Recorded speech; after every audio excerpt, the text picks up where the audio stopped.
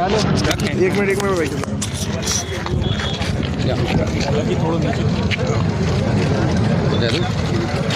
Sir यहाँ सुबह के टाइम पे क्या हुआ है, कैसे जाम हटाया गया है, क्या बल प्रयोग?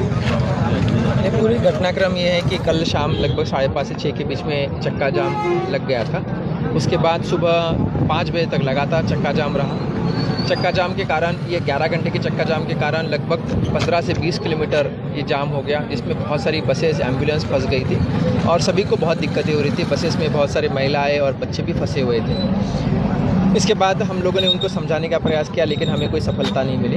लगभग 4 बजे के बाद फिर बल को बुलाया गया। बल को बुलाने के बाद उनको फिर समझाई दी गई, लेकिन उसके बाद पथराव शुरू हुए। पथराव शुरू होने के बाद यहाँ से भी आंसू गैस छोड़े गए ताकि लोगों को खदेड़ा जा सके। वहाँ से बहुत हेवी पथराव किया गया, जिसमें हमारे लगभग 8 जवान को काफ़ी गंभीर चोट आई है। एसपी एएसपी साहब को भी चोट आई, एसडीओपी भंडेर को भी चोट आई है, जिनके हाथ में काफ़ी ज़्यादा लगे हैं। मेरे सिर पे भी हेलमेट ज़रूर था, हेलमेट से लग के गई थी, तो सब बहुत सारे लोगों को चोटें आई थी। इसके बावजूद हम फोर्स ने अपना हौसला बनाए रखा, लाठी चार्ज बिल्कुल नहीं किया। लाठी हम लोग रास्ते पे, रोड पे मारते रहे, लेकिन किसी को मारा नहीं। और लेकिन उसके बाद जब हमने आंसू गैस छोड़े तो सभी के सभी अंदर कार्यालय के अंदर चले गए।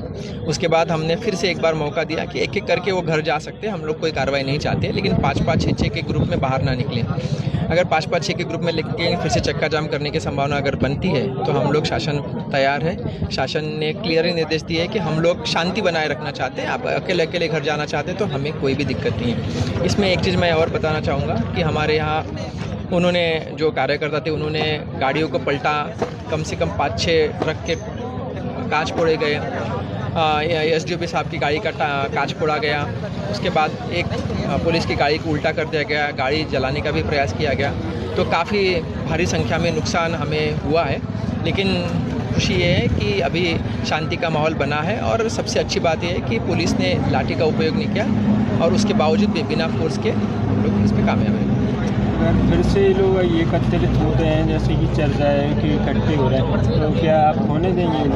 नहीं, अभी हम लोग सतर्क हैं, क्योंकि कल हम आने से पहले ही फोर्स इकट्ठा होने से पहले ही एकत्रित हो गए थे। अब ऐसा नहीं होगा, हम लोग पूरी सख्ती से तैयार है और एक बार समझा दिया गया, अब इसमें कोई कॉम्प्रोमाइज़ नहीं होगा। लोगों की समाज में शांति तो ज़रूरी है, लेकिन शांति के साथ साथ हम लोग उनके ऊपर भी सोचना चाहिए जो इस माहौल में परेशान होते हैं। छोटे बच्चे रात भर जगते रहे, महिलाएं, कोई गर्भवती महिला थी, कोई बीमार थे, वो बस में बैठे रहे बेचारे।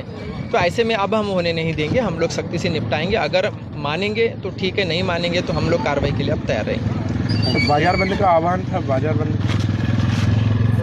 हम लोग का काम है सुरक्षा प्रदान करना। बाजार जिसको दुकान बंद करनी हो बंद करेंगे, लेकिन दुकान बंद करने के लिए कोई भी दबाव नहीं बनाएगा। हम लोग पूरी फोर्स के साथ, शासन प्रशासन एक साथ है।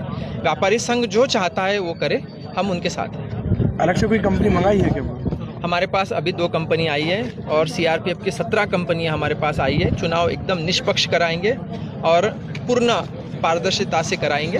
अभी हमारे पास 2 कंपनियां मुरैना से आई है आज ही, एक कंपनी QRF भी हमें मिली है। तो फोर्स हमारे पास पर्याप्त है और किसी भी मुश्किल से निपटने के लिए दतिया प्रशासन तैयार है।